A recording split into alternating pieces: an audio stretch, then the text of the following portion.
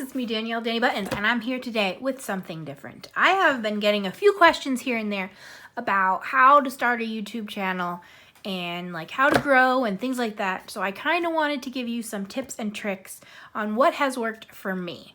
So I need to preface this video with, obviously I am no expert.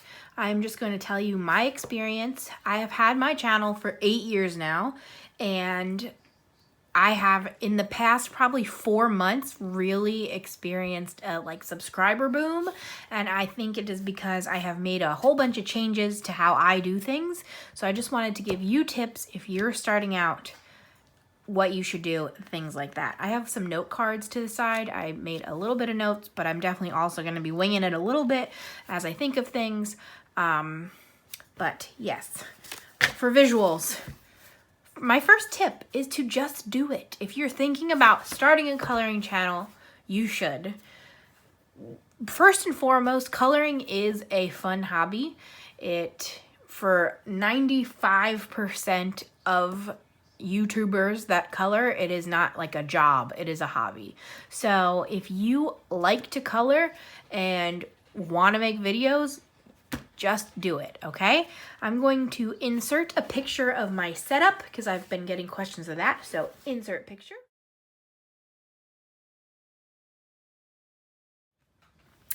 So that was a picture of my setup. It is super simple. I have a monopod, which I will link down below. The one I got, I think, was like $12 on Amazon. I'm going to link the exact one, but there are definitely a whole bunch others that you can find. And I also use these poster boards. So I don't know. This was from Hobby Lobby for $2, but they're in like the scrapbooking section, I want to say. Maybe even in kids' crafts, wherever they hold poster board, you can get one of these. You don't even need the poster board. I do recommend having a flat, clear surface to film on. Obviously, the poster board protects my desk in case I get any coloring mediums on it, and it is a little bit something interesting to look at. I have a few more, but some of them mess with like the white balance, so I'm going with my Old Faithful. This is my favorite one. Purple's my favorite color. So that is my recommendations for that. I've seen a lot of creative ways to do your backgrounds. You can use just a regular scrapbook paper and be zoomed in farther. I know that Jamie uses placemats. That's really cool. Great idea there. So I recommend that. And I film directly on my phone and upload directly from there. I do have an iPhone, so if I do need to edit anything, like when I insert the picture, I personally do that right in iMovie. And again, upload straight from my phone to YouTube through the YouTube app. So it is real easy. I'm not going to get too much more technical about that. If you do have any questions though, please let me know down below. But number one tip is to just do it, because if you're thinking about it and you start now, you're going to meet more people than if you start in 6 months. You know what I'm saying? So that is number one. Number two, when you do start, or as you're trying to grow, start with the popular stuff. Should I like line these up back there? Maybe. Start with the popular stuff. So there are some videos that as a viewer, you know you like the most. So that is what I recommend showing when you start. So that includes haul videos, super popular. End of the month wrap-ups. Those are the big one for coloring. That is where I find the most people every month, and that is where the most people find me every month. Also, any tags that are going around. Do my scavenger hunt if you want as your first video. That's a great idea because people will search for those tags and then will find you. There are a bunch of other tags that exist. I know there's like a getting to know you tag. That'll be a good one.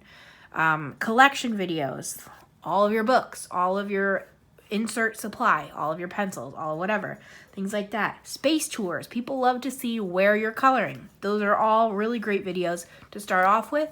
Those are things people search for, and those will help you to meet new people as you go. So I recommend starting with the popular stuff as you're meeting new people. Going along with this, meeting people, engage. One of the things that I have done now compared to what I used to do is I'm actually engaging with other colorists. It seems obvious, but I wasn't doing it before. So by engage, comment on other people's videos. Reply to comments on your videos. I was terrible at that before.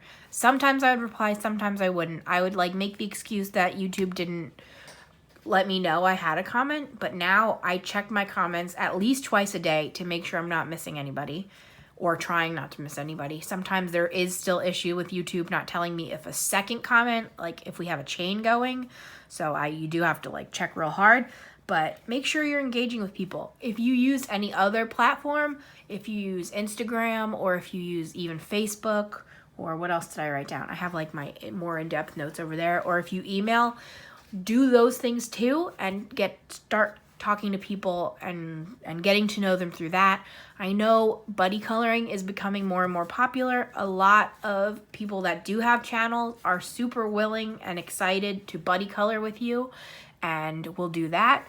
Another thing I recommend is finding someone who's at the same stage as you and befriending them and working together. So like if you're both only made 2 videos, become friends, and then you can talk about your new ideas and bounce them off each other, things like that. This is a really important one, and this is probably the biggest game changer for me in my growth recently compared to what it used to be. So it seems like common sense, but it was not for me, and it's definitely a big one now. All right, consistency is key. So for me, I have for about 2 months now been uploading a video every other day. That's pretty crazy. You don't have to do that. But overall, in my personal experience, I'm only talking about my experience, so if it sounds like I'm talking about someone else, it's not intentional.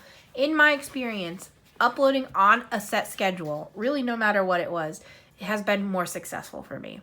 I used to film a video whenever I thought of it and upload it instantly, whenever it was, night or day. And then, so sometimes I would do 3 videos in a row. Sometimes I would go 2 months without one. But consistency has been key. This goes for when you're uploading, and it also goes for the topics you're uploading. Especially as you're starting out, you don't necessarily want to jump around from subject to subject. Once you get more and more subscribers and more people that are interacting with you regularly, then maybe it's okay to start branching out. But if you're trying to lure people in to meet and talk to and share this hobby with, you're going to want to be consistent with what you're posting. So for me, again, I was posting coloring, but then I would try to throw in like a bullet journal video, or I would throw in reading stuff. Nobody was watching them because everyone that came to see me was here for coloring. I think now if I threw in an odd video on a different topic, it might do okay, because now, since I've been engaging so much, I have made actual friends in the community, and I think that they're really more likely to watch anything I do. But when you're just starting out or when you're trying to grow, consistency is what you want. So, thumbnails. This is something I did not do until recently. I want to say maybe in May I started working on my thumbnails. And for me, I think it's made a huge difference. And I think it just makes things look more professional. So when you film a video, YouTube will take 3 still shots sometime throughout that video, and you can choose from those for the thumbnail. They try to pick the best one, but they don't know. Like, they just don't know. So I recommend finding an app that will make thumbnails for you. There are tons. If you just go to the App Store on whatever device and type in like YouTube thumbnails, hundreds will come up, and you should be able to download something for free and make your thumbnails. Again, for me, consistency with my thumbnails has been really important, and I try to use the same template for basically every single one. I don't know what I'm going to do for this one because this is a little bit of a weird video, but I try to use the same template as often as possible in hopes that people will see the thumbnail, know it's my video, and know to click on it. You know what I'm saying? And it brings the little bit level of professionalism to your videos, and it's super, super easy to do. Like, it requires no extra effort to make that nice thumbnail. I usually then will take a picture of whatever book I'm using or whatever supply, and then just put it in my thumbnail maker, and it'll set that up for me. Also, thumbnails, I've almost started to clickbait a tiny bit in my thumbnails. My titles are always regular, and then my thumbnails will have a little bit of clickbait. Like I had one that was last haul ever. That wasn't true. I had a haul a month later, but I was like, haha, I'm gonna lure them in. But along with thumbnails and titles and consistency, I also recommend when you're titling things to make the titles informative of what the video is and make it easy to differentiate. So for me, I always will put like September Coloring Haul 2020. So it tells you when it is. If I've been doing this for years now, there probably is a September Coloring Haul 2019. You know what I'm saying? And you don't want to mix those things up. Or if you're doing a flip through of a book, you want to put the title in there instead of just being like book flip, because then when people are searching it, that might not come up. And you want to be specific because that's how you're going to catch different people. I think I'm going to go off. Let me just talk a little bit more off of my cards while I'm thinking of it. But flip throughs and collections and things like that are also going to be a really good way for people to see what kind of colorist you are. There's kind of different camps of coloring YouTubers, and it's totally fine to be in any of them. There are the people that review books, and that's their priority. There are people that do amazing tutorials. There are people that color and chat. There is room for everybody, and it is good to find your group and get them interested in what you're doing. And of course the groups can overlap. You can do it all. But I'm saying if you're like looking at the super big channels that have been around for years and years, you can see that they do tend to focus on one or two of these areas and not everything. So showing what kind of books you like will have other people that like those books find you. I personally love like color by number. So if I'm showing you my collection, you're going to see I have a lot of color by number, and it's going to be, if you also like it, it'll make sense to follow me. You know what I'm saying? Things like that. All right. Next up, schedule your videos. This got 2 stars. This has been like a game changer for me. Back when I started, I don't know if scheduling was available at all. And then I know it was like only available if you had like 100,000 subscribers or something ridiculous. Like not everyone could do it. But now every person who has a channel, to my knowledge, I could be wrong, but I'm pretty sure every channel has the ability to schedule videos. This has been great because I personally now film a bunch at once when I'm available, and then I just schedule them to go up every other day, and I don't have to worry about it. So sometimes, like, I'll have the house to myself, I'll have a few hours free, I'll film 4 or 5 videos in a row, and that'll be like 10 days worth of content for me, and then I don't have to worry about it for a long time, and that's just, it's been great. So definitely look into scheduling your videos, especially if you're busy or if you can only film on the weekends or whatever that may be, because then that way you can just set everything up and you're in the clear. It's great. I think the next one, yeah, use your analytics. So if you do not know, YouTube has a whole bunch of analytics. It has some on the app, but it has even more on the computer. So if you can access a computer, I highly recommend it.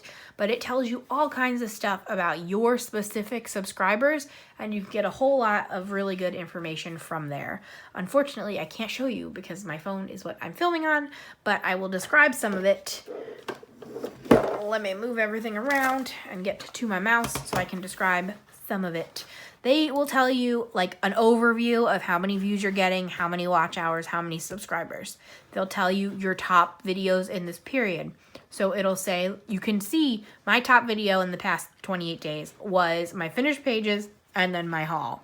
And then it'll tell you what type of my other videos do well. That's super important because maybe people love one type of video you come up with. You want to do that again. If people like it, that's what you should be doing. They'll tell you your actual last 48 hours. This one gets a little bit dangerous because sometimes I just watch these numbers, and you got to be careful with that one.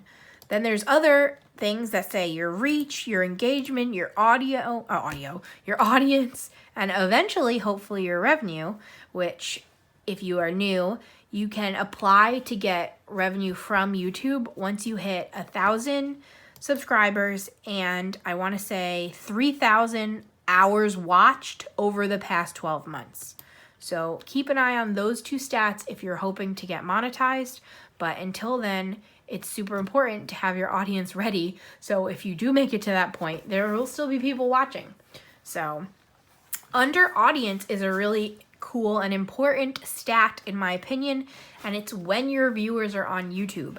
So in there, it will tell you when the people subscribed to you are generally watching videos. So for me, the most viewers are usually on around 1 o'clock, which if you notice, I upload my videos at 1 o'clock. So there's a whole chart on there that is obviously off screen, you can't see, but it tells you every single day what time your viewers are on. So again, if you film at 2 a.m., maybe your viewers are on there and you can post. If they're not on until noon though, it's much better to wait until noon to post that video, because YouTube, their algorithm focuses really heavily on what happens right at the beginning of when your video goes up. It is unfortunate that that's how their system works, but that is kind of how their system works. So definitely be on the lookout for these analytics that they give you. You don't have to look anywhere else, and use them.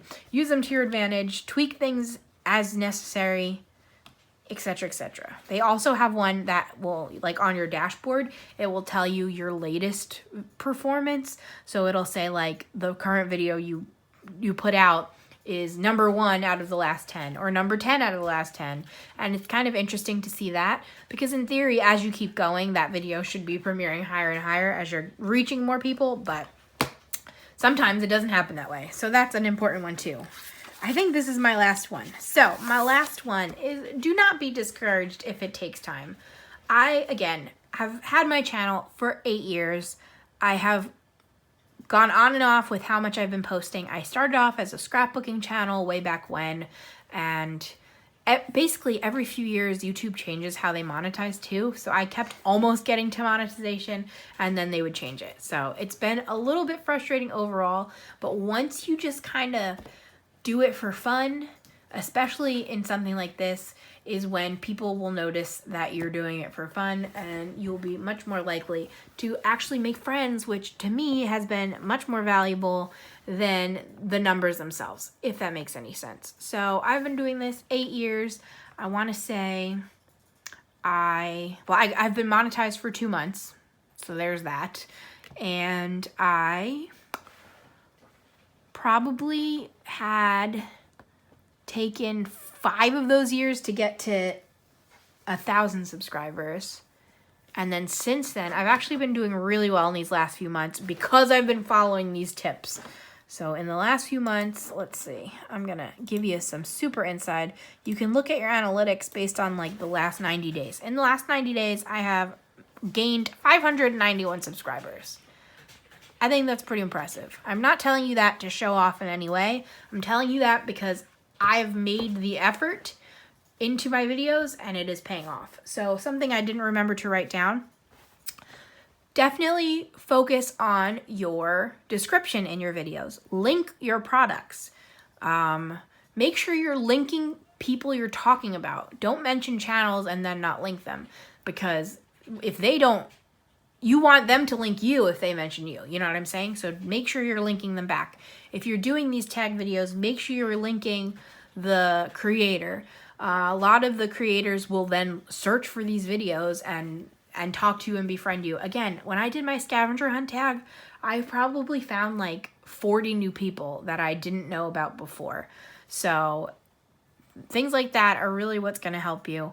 Yeah, link all your stuff.